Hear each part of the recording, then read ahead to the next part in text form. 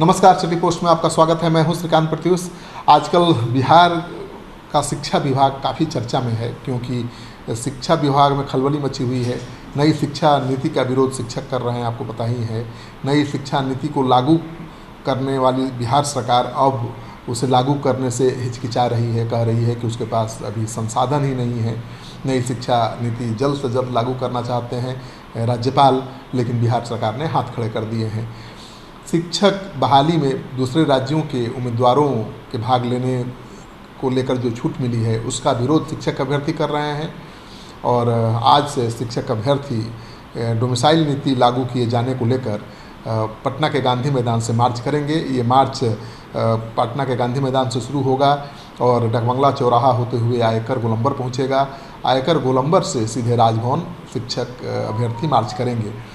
तो शिक्षक अभ्यर्थियों का कहना है कि उनकी तरफ से सरकार को 72 घंटे का अल्टीमेटम दिया गया था, जो पूरा हो चुका है और सरकार से कोई जवाब नहीं मिला है। इसलिए आज शनिवार को शिक्षक पटना के गांधी मैदान से मार्च करेंगे। शिक्षक अभ्यर्थियों ने शिक्षा मंत्री को शिक्षा विभाग से हटाकर पशुपालन मंत्री बना देने की मांग की है। शिक्षक अभ्यर्थियों का कहना है कि सरकार को 72 घंटे का समय हमने दिया था, लेकिन सरकार ने हमारी बात नहीं मानी। सरकार की तरफ से कोई संदेश नहीं आया, तो आज से उनका आंदोलन डोमिसाइल नीति को लेकर शुरू होगा। और शिक्षक अभ्यर्थियों ने कहा है कि शिक्षा मंत्री अगर बिहार से बाहर निकलेंगे तब उन्हें पता चलेगा कि बिहार में कितने योग्य शिक्षक हैं या योग्य लोग हैं शिक्षक बनने के लायक। देश और दुनिया में हर जगह शिक्षा के क्षेत्र में बिहारियों का डंका बज रहा है। यूपीएससी और इंजीनियरिंग मेडिकल में बिहार के छात्र लगातार अपना परचम लहरा रहे हैं और शिक्षा मंत्री को लगता है कि बिहार में शिक्षक बनने योग्य छात्र ही नहीं है। आपको पता ही है कि शिक्षा मंत्री प्रोफेसर चंद्रशेखर ने कहा था कि शिक्षक नियुक्ति में देश के विभिन्न राज्यों के टैलेंटेड और बेरोजगार लोग भाग लेंगे तो बिहार में अच्छे शिक्षक मिलेंगे। और उन्होंने कहा था कि अंग्रेजी, गणित और फिजिक्स के योग्य शिक्षक बिहार में नहीं मिल पा रहे थे और इसी वजह से शिक्षक की बहाली में दूसरे राज्यों के अभ्यर्थियों को भी भाग लेने की छूट दी गई है या फैसला लिया गया है। पहले विज्ञान ब्लॉक में रिक्तियां रह जाती थी। शिक्षा मंत्री के अनुसार बिहार में 6000 रिक्ति को लेकर वैकेंसी आई, लेकिन मात्र 369 लोग ही आ पाए। बिहार के बाहरी युवाओं को मौका मिले तो बिहार की शिक्षा की गुणवत्ता बढ़ेगी, ये दलील है शिक्षा मंत्री का।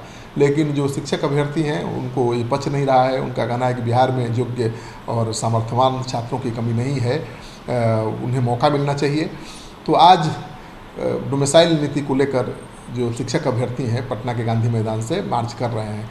आपको बता देता हूं कि नई शिक्षा नीति जब से लागू हुई है तब से विवाद बढ़ा है और 6 जून को बीपीएससी ने अधिसूचना जारी कर ये तय कर दिया कि दिव्यांग अभ्यर्थियों को प्रमाण पत्र सरकारी मेडिकल कॉलेज से ही लाना होगा और वहीं मान्य होगा। ये संशोधन हो रहे हैं लगातार।